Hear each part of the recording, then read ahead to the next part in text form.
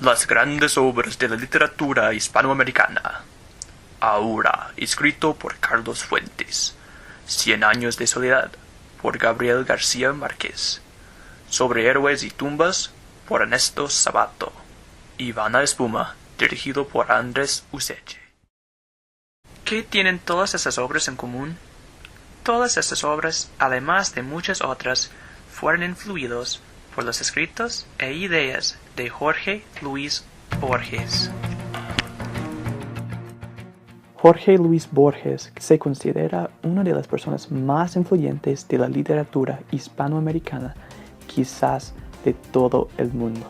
Su influencia se ve en las obras de Julio Cortázar, de Gabriel García Márquez y aún de Christopher Nolan, quien dirigió la película El Origen.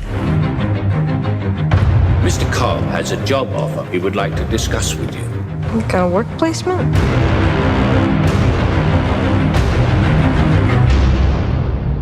Not exactly. We create the world of the dream. Pero ¿quién realmente fue este gran autor, poeta, novelista, que ha tenido tanta influencia en el mundo de Hispanoamérica? Jorge Luis Borges nació en el año 1899 en Buenos Aires, Argentina. Su padre, Jorge Guillermo Borges, era un autor y tenía una biblioteca asombrosa. El joven Jorge Luis Borges prácticamente vivió en esta biblioteca y ganó un amor profundo por la literatura. Una vez dijo: "Siempre imaginé que el paraíso sería algún tipo de biblioteca". Para Borges, toda fue una historia o un cuento.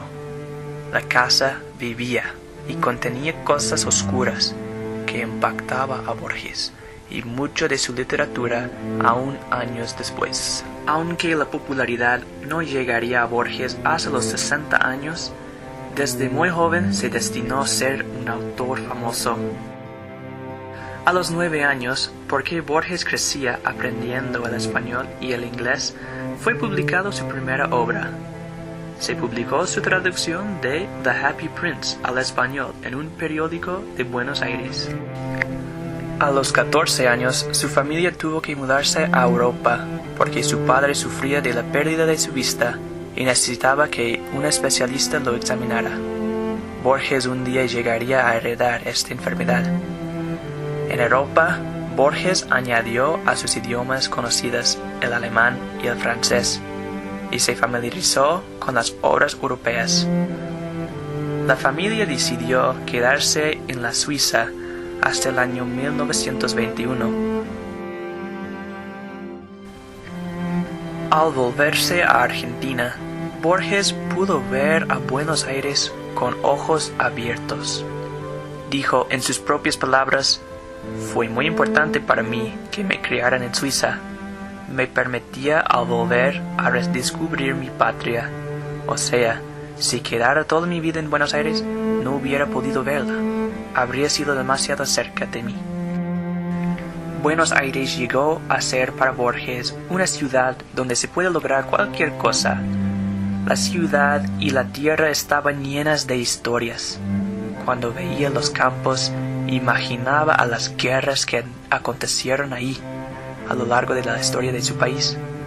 Veía a los gauchos y a su abuelo, quien murió en una batalla. Mucha de la literatura de Borges fue influido por esta nueva visión de Buenos Aires, incluyendo su primera colección de poemas, El fervor de Buenos Aires, y más tarde, Evaristo Carriego. Dentro de 9 años, al regresar a Argentina, Néstor Ibarra proclamó a Borges como el gran apóstol del criollismo. En España, Borges se reunió con otros poetas que se llamaron las ultraístas, que creyeron que la metáfora era la esencia de la poesía. Al aceptar este movimiento, Borges contribuyó regularmente a las revistas Sur y Crítica.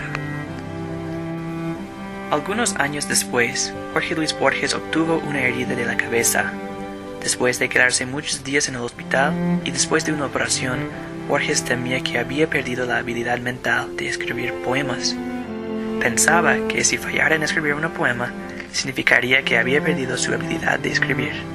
Entonces decidió escribir un cuento corto, porque si fallara no le importaría mucho al no haber escrito un cuento corto antes.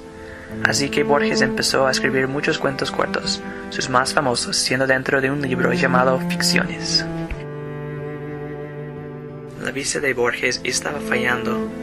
Los doctores le avisaron si continuara a leer en la oscuridad que no durará su vista. Un día, al irse por tren, estaba leyendo un libro. Continuó leyendo hasta que el tren entró en un túnel. Al salir del túnel, Borges ya no podía ver. Ya ciego, Borges dependía de otros de ayudarle a leer y a escribir. Su madre le ayudó por muchos años. Pero pronto conoció a su amor, María Kodama, y se casaron poco después. En el año 1956, nombraron a Jorge Luis Borges como director de la Biblioteca Nacional. Sin embargo, cuando Juan Perón volvió de obtener el poder, Borges se resignó, porque no juraría su lealtad a Perón. Borges estaba en contra del peronismo. Dijo: "No entiendo la política, lo que sí entiendo es la ética". Sabía que este gobierno era muy deshonesto, y al reportarlo, yo estaba reportando la deshonestidad, y eso fue suficiente para mí. Este mismo año empezó a enseñar a la Universidad de Buenos Aires. Mantenía esta posición de instructor hasta su muerte. Aún a los 87 años, Borges estaba más enamorada con el mundo descrito en sus libros que el mundo de la realidad. Y aunque murió Borges en el 14 de junio de 1986, su espíritu sigue vivo en sus obras y de muchas otras obras de personas que fueron influidos por él.